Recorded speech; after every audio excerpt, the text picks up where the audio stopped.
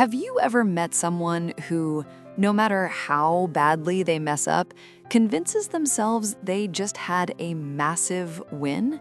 Think about it. If you or I trip on the sidewalk, we say, "Ouch, that was clumsy." But this person, they will stand up, brush off their knees, and tell you they were actually testing the durability of the pavement and that the test was a huge, beautiful success. Welcome to Unmasked Brains.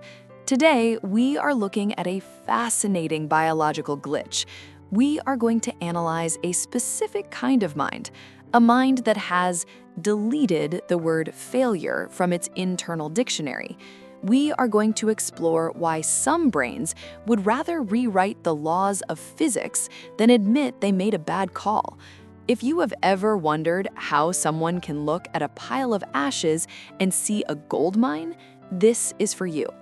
Let's meet our subject for today. We will call him the Golden Stickman. He is currently standing in a high-tech war room. The screens are flashing red, the sirens are blaring, and the generals are sweating. One of them runs in and shouts, "Sir, the mission in the ancient sands is a disaster. Our tanks are stuck, the base is on fire, and we are retreating." But the Golden Stickman, he just wipes his mouth with his very long red tie and smiles. "Disaster," he says. "That was not a retreat, that was a rapid reverse victory lap. We are leaving because we are bored of winning so much. It was the most successful retreat in history, maybe ever." Now, to an outsider, this looks like a lie, but to the Golden Stickman, it is his reality. Why?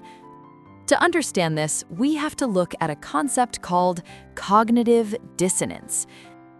First coined by Leon Festinger in 1957, cognitive dissonance is the mental itch we feel when two things do not match. Our brains hate it when our actions clash with our beliefs.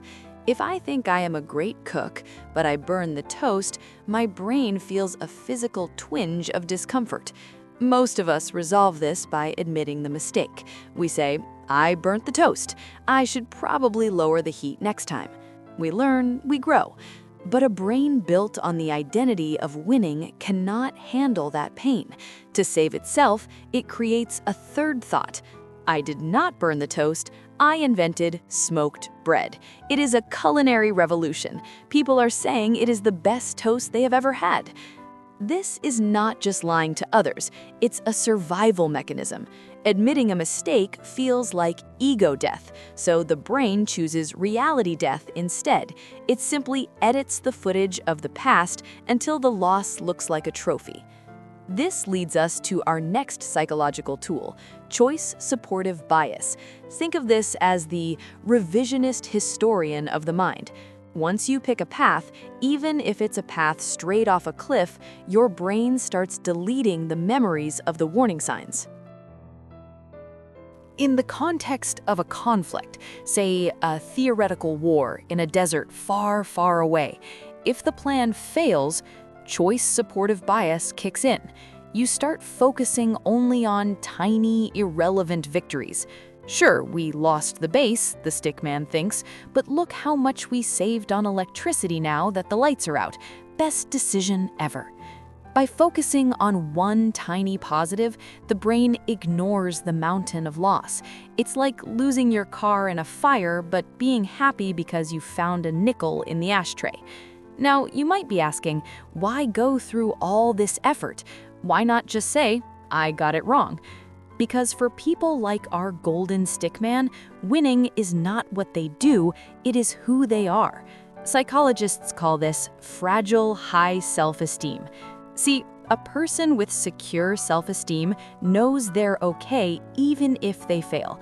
They can say, "I messed up," because their value doesn't depend on being perfect. But the Golden Stickman, his self-esteem is like a balloon. It's huge, it's shiny, but it's held together by a single thread of perfection. If a single pin, a single truth pokes that balloon, the whole identity pops. This is why he reacts with such aggression when challenged. This is called narcissistic reactance. When you point out the fire in the ancient stands, he does not see a fact. He sees an assassin. He has to attack you, call you a loser, or say you are fake just to keep his balloon from popping. But here is the most fascinating part. Why do people believe him? Why do millions of people look at the fire and agree that it is actually a beautiful sunset? Psychology tells us that humans are evolutionarily wired to follow certainty. In a chaotic world, especially during a war, we crave a leader who says, "I have a plan and we are winning." Even if we can see the smoke on the horizon, the certainty in his voice is a psychological drug. We would rather follow a confident person into a volcano than follow a hesitant person to a safe house. It is a bug in our ancient tribal software. We mistake loudness for correctness. When he says we won in the ancient sands, he is giving his followers a way to escape their own fear. If he is winning, they are winning. And anyone who points at the fire, well, they are just losers who do not understand the grand strategy. So, what is the actual cost of never losing? The cost is reality itself. When you rebrand every failure as a victory, you stop growing, you stop learning, you become a prisoner of your own perfect narrative. The Golden Stickman did not win the war in the ancient sands. He lost. But in his head, he is already planning the sequel, which he will also win even if it ends with him standing on an iceberg in his underwear. The practical takeaway for all of us is this: a real winner is not the person who never fails.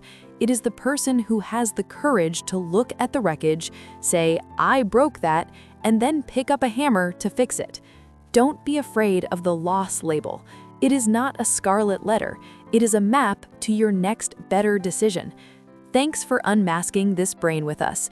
If you have seen this winner's paradox in your own life or in the news, let us know in the comments. We love hearing your thoughts. Stay curious, stay humble, and for heaven's sake, stop buying smoked bread. We'll see you in the next one.